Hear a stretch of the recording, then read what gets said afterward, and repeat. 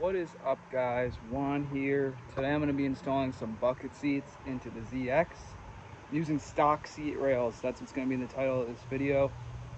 So yeah, installing bucket seats with the stock seat rails, it's really finding a seat with the same width that you can kind of match it up to. I just lucked out with the seats I got. I bought them on a whim and they line up pretty well. They had side brackets on already with, it's kind of like a universal mount on it that's got like 10 slots underneath it that you could bolt just about anywhere.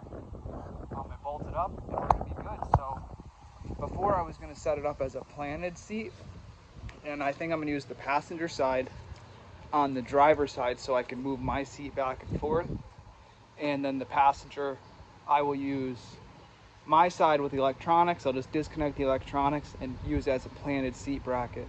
This does require a Dremel, a drill bit, or a grinder just to grind a stock bracket, but it's pretty simple. Let me show you guys. These are my stock seats.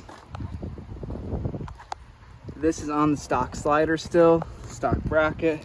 So I think if I can't get the electronics to work on the driver's side, I think I'm gonna put this on so I could use the sliding rail on the driver's side. And then the passenger, like I said, will be planted.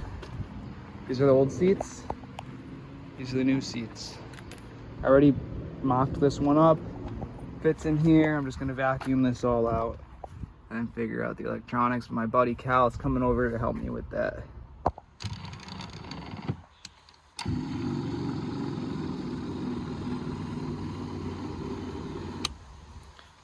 So we got the up and down motion working.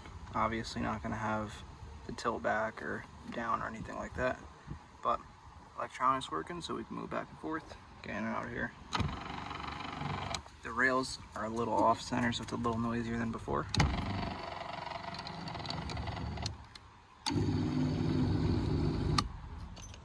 All right, so for the passenger side, the seatbelt buckle is making it so it doesn't line up onto the bracket here. So we got to go buy the disc for the grinder, cut this at the weld, and then this should be able to bolt right onto here.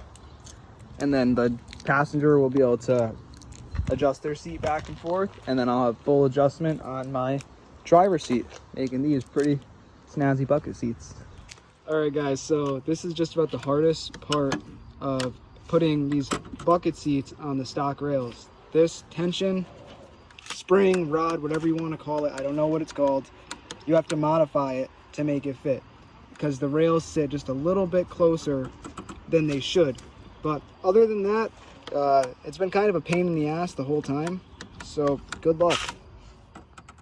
Okay guys, so I just want to mention, this is by no means easy. This has been a pain in the butt. I had to grind off a flange on the passenger side to the buckle that makes it so the rails won't line up. I had to grind it off and then flatten it and sand it out smooth to make everything fit.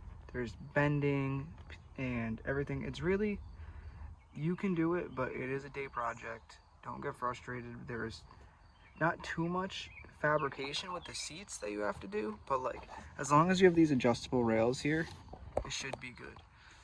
But yeah, guys, I mean, this has been my experience installing bucket seats on stock 300 ZX rails.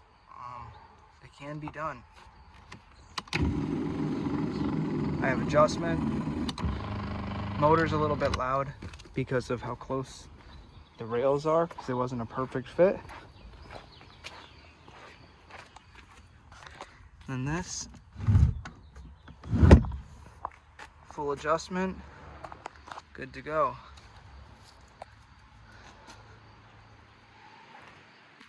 Here are my old seats. And that is a wrap for today.